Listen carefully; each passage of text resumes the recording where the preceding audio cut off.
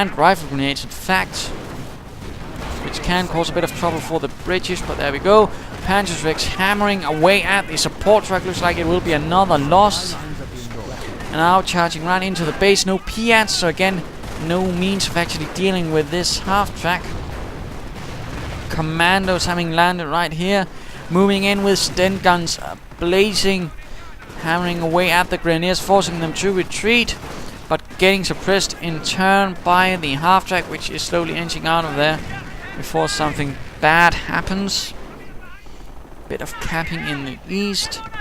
And in the west, we do believe we have the Brent team, but they're not doing much. I suspect probably forgotten by all this action. Right in the center of it all. Munitions depot is being overrun. Huh. That was curious. Apparently deciding the game is lost. Curious indeed.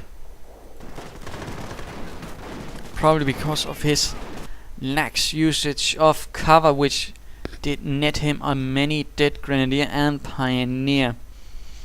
And a rather stalwart, albeit perhaps not the strongest defense against this.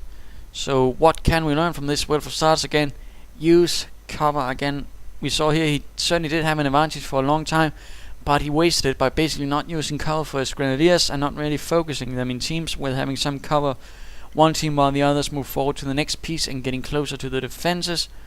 Mortar teams are nice, mortar emplacements as well. Half-tracks can be quite useful, but they need something extra to help. Although again, it did certainly help that the opponent, Mr. Britain, did not actually use Piats or had any other sort of anti-tank assets. And be careful with your trucks, don't place them too close to the front line and without defenses, otherwise, as you'll see, they'll get knocked out repeatedly. Otherwise, quite nice how it was dealt with. He certainly did not panic.